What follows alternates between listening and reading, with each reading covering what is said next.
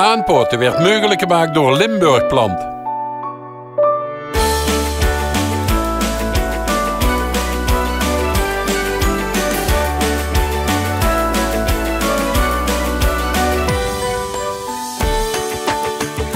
Ja, beste kijkers, het is weer zoiets.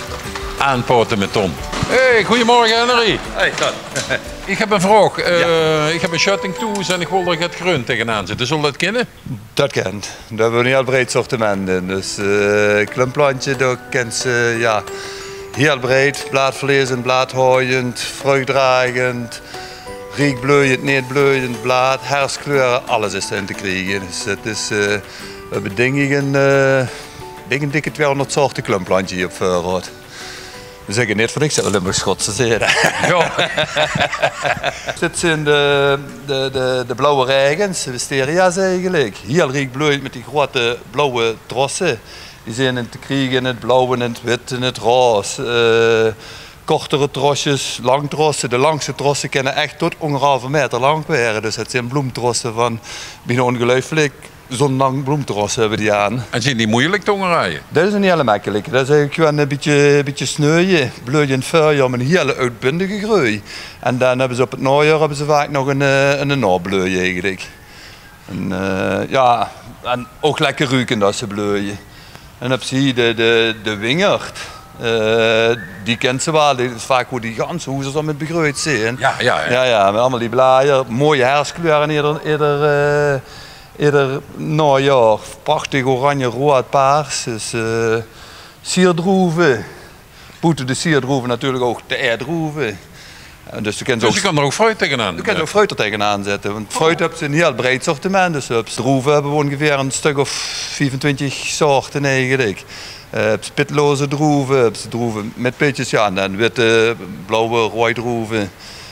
Droef is wel natuurlijk een plant wat graag in de zon stuit. Dan moet je natuurlijk ook even kijken. Sommige klumplantjes die hebben graag een plaats dat ze echt vol in de zon staan. Andere die staan liever in de schaduw of half schaduw. Hier staan we dan bij de kiwis. Een paarse kiwi. En een gele kiwi. Het is ook een kiwi, dat kent ze gewoon met de schellen eten eigenlijk. Heel lekker, eigenlijk een vrij kleine kiwi. Maar een heel lekker soortje. De grote soorten die moesten dan wel mensen met fruiken bijeen zetten. Je kunt wel rustig één mensen op 10 fruiken zetten, dus zit het altijd wel goed. Maar dat hebben ze ook zelf bestuurd, gewoon die wat enkel kunnen. Oh, daar eigenlijk kiwi moeten we. Ja, de kiwi moeten we. Dit zijn allemaal verschillende soorten bramen, dus doornloze bramen. De meeste mensen zetten ook meestal verschillende soorten doorheen om ook een beetje de drag te verdelen. Dus niet dat ze alles op één keer riepen, maar eerst begint hij te bloeien of te dragen, even later begint dat soort te dragen en dan weer later dat soort te dragen. Dus dan heb je ook veel langer plezier van het vrucht. En dan heb je nog het kruidsingen, dus hier de Loganberry, Thaiberry, Boysenberry. Dat zijn eigenlijk een beetje de kruidsingen tussen bramen en frambozen in. Hè. Ook heel lekker fruit. Ja, al dat fruit is natuurlijk schoon, maar ik ken dus ook fruit en nog andere planten allemaal, zeg maar één shutting door met, dat zal ik kunnen doen. Jazeker. En dan kan ze kiezen groen blijvend, blaadverlezend, bloeiend. Dus dit zijn allemaal klimatische. We hebben op het moment meer dan 60, 70 klimatische op Voorhout. Klimatisch moet je wel even kijken. Het is een prachtig ding, ontzettend mooi, bloeiend met ook gigantische, vooral de laatste jaren zijn er heel veel nieuwe soorten in toegekomen. Prachtige, meerkleurige dingen. En die hebben ze nu op dit moment klimatische van bloeiend vanaf januari, dus echt midden in de winter, tot eigenlijk nu. Dus eigenlijk bijna het ganse jaar door kan ze een klimatis in bloeien hebben.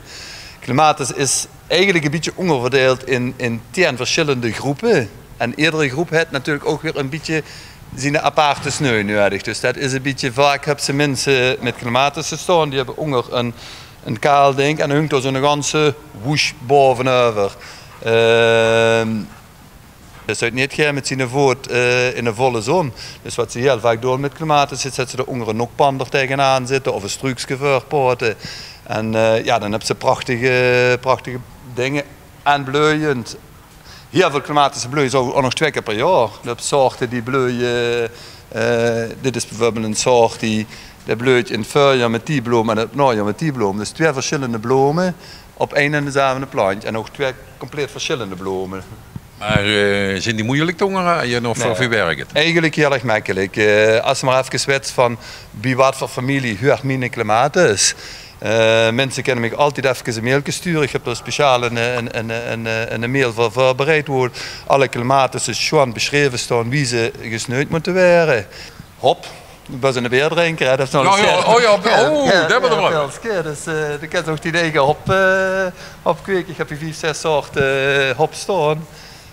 Hop is natuurlijk wel een ding dat sterft af ieder jaar, maar het groeit ook weer hop. Dus dat kan rustig vanaf het voorjaar, als het de grondje omhoog begint te komen, kan dat in 1 jaar 6 tot 8 meter hoog groeien. Of tegen een schutting aan groeien. En ja, dan komen heel van die leuke bloempjes aan, zeg maar. Dus als ze zelf die pilsjes broeien. En ruiken nog meer dan? Als het gebroed hebt, zwaar. Dit zijn allemaal verschillende soorten klimop. Vuurdoorn, klumroze. En klumroze, dat hebben ze echt van de ramblers, die ze bijvoorbeeld in een boomkens laten groeien. Dat is ook heel erg mooi. Ja, 1 wolk van bloemen in het voorjaar. Als ze er langs lopen, het ruikt heerlijk. De hele zomer door, bloempjes eigenlijk, is een pracht om te zien. Ja, Henry, ik zie het fruit hier hangen.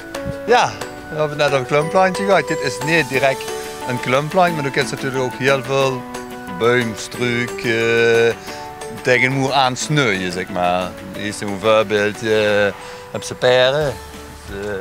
Ook heerlijke peren. Die hebben natuurlijk die hele zomer hebben die in de ding gegangen, in de zon gegangen. En dat proeft zo direct. Dat is echt. Dus het is een zonnige peer. Een zonnige peer, lekker sappig, zoet, appeltjes.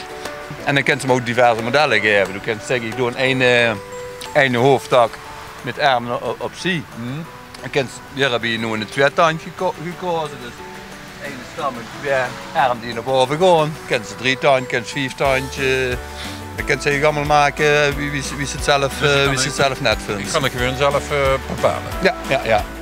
Ja, Henry, wat is er naar binnen gekomen? Dit zijn nog allemaal nieuwe soorten druiven. Heb ze meer van de rode wien of van de witte wien? Het maakt niet uit, dat ligt eraan hoe ik me voel. Ja. Nou, beste kijkers, bedankt voor het kijken. Ik zal zeggen, de volgende keer zijn we weer terug bij Limburgplan. Dan heet Henry of Diana weer nieuwe tips voor ons. Ik zal zeggen, tot de volgende keer. Aanpoten werd mogelijk gemaakt door Limburgplan.